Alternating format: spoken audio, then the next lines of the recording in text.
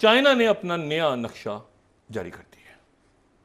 ये तो लातों के भूत हैं, ये बातों से नहीं मानेंगे। बिल्कुल सही बात है। ये नक्शे का इन्होंने दौर सिलसिला शुरू किया था 1950 में, जब ये तिब्बत में आ गए। और इस नक्शे में अरुणाचल प्रदेश का जो इलाका है वो चाइना का इलाका है। अच्छा, ठीक है। भारत की जो शुमाल मशरिकी रियासत है, इस नक्शे के मुताबिक वो जो है वो चाइना का हिस्सा। China By putting out a map claiming territories, some of which are part of India, I think doesn't make that. I mean, these are very much part of India. तो क्या हमारे राष्ट्र हित में है कि हम उसको ऐसा करना दें?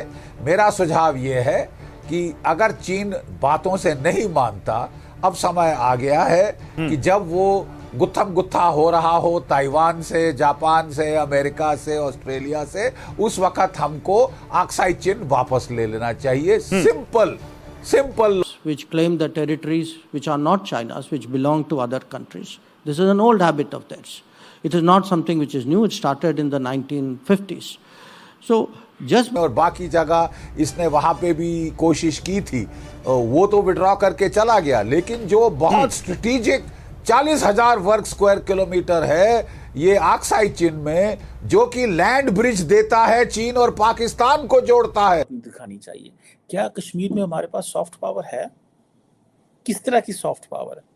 क्या हम जय हिंद दोस्तों, वेलकम टू नव इंडिया न्यूज। दोस्तों, चंद्रयान 3 की सफलता और ब्रिक्स समिट में चीन की हुई बेइज्जती के बाद में शी जिनपिंग काफी परेशान नजर आ रहा है और भारत की दुनिया में बढ़ती ताकत और बढ़ती इज्जत को देखने के बाद में आग बबूला हुआ शी जिनपिंग अपनी हरकतों पर उतर आया है। दोस्तों, उसने अरुणाचल प्रदेश को एक बार फिर अक्साई चीन का हिस्सा बताते हुए उसे चीन के नक्शे में दिखाया है। अब इस खबर के आने के बाद से भारतीय विदेश मंत्री एस जयशंकर ने चीन को करारा जवाब देते हुए बताया है कि पिछले 50 सालों से चीन सिवाय नक्शे में इन चीजों को दिखाने के अलावा कुछ और नहीं कर पाया है। दोस्तों, साथ ही भारत के पूर्व मेजर जनरल बख्शी ने तो यहां तक कह दिया कि अब समय आ चुका है कि चीन से वापस अक्साई चीन छीन लिया जाए। दोस्तों, पाक मीडिया ने इस बारे में और क्या कहा, जानने के लिए ये देखते हैं मजेदार वीडियो। जय हिंद, वंदे मातरम। चाइना ने अपना नया नक्शा जारी कर दिया है और वो चाइना डेली को अगर हम कोट करें तो उन्होंने अपना नया नक्शा जो है चाइना डेली पे ये शाये किया है। ग्लोबल टाइम्स ने भी इसको, और ये उनकी जो मिनिस्ट्री ऑफ डेवलपमेंट और जो मिनरल जो मैपिंग करते हैं सारे, वो उन्होंने ये नक्शा जारी किया। और इस नक्शे में अरुणाचल प्रदेश का जो इलाका है वो चाइना का इलाका है। अच्छा, ठीक है। भारत की जो शुमाल मशरिकी रियासत है, इस नक्शे के मुताबिक वो जो है वो चाइना का हिस्सा है। और ये जहन में रखें कि इससे पहले चाइना जो है वो चाइना इसको जेंगनान कहता है, जेंगनान। ठीक है। इस यानी अरुणाचल प्रदेश को वो जेंगनान कहते हैं। ठीक है। और ये जहन में रखें कि ये में 10वीं स्लाइड जो है कि चाइना ने 15 नाम ज़ेंगयांग के 2021 में बदल दिए थे। ठीक है, ग्लोबल टाइम्स के मुताबिक। और उन्होंने फिर 2023 में, अभी कुछ दिन पहले, उन्होंने 11 मजीद इलाकों के नाम बदल दिए हैं। ये वो साउथ पार्ट ऑफ तिब्बत या साउथ पार्ट ऑफ शिंगयांग कहते हैं इसको। ठीक है। और इसको ये इन्होंने नाम बदल दिए। अच्छा, नाम बदल दी और ये नक्शा जारी कर दिया है। और इस नक्शे के नतीजे में अब सिचुएशन ये बनी है कि ये चाइना, इसका मतलब है कि वो मुकम्मल तौर पे टॉक्स नाकाम हो गई थी, जिसका जिक्र हुआ कि जी पता नहीं 19वां या 20वां जो राउंड था, जिसके लिए मेरा तो ख्याल ये था हमेशा से रहा है कि चाइना अपनी ज़मीन नहीं छोड़ेगा किसी सूरत। इंडिया का ये मौक़िफ़ रहा कि नहीं, हमारी मुस्बत टॉक्स हो रही हैं, ये हो रहा है, वो हो रहा है सारा। फिर वो हमारे मुज़ाकरात हो गए हैं। फिर उन्होंने वाज़े किया कि नहीं कोई मुज़ाकरात हुई जो प्रीमियर शी और प्राइम मिनिस्टर मोदी के, कुछ नहीं हुआ। अब जनाब उन्होंने आज नक्शा जारी कर दिया है। अब उसके ऊपर मैं सिर्फ उनका मीडिया कोट कर रहा हूँ। NDTV क्या कह रहा है?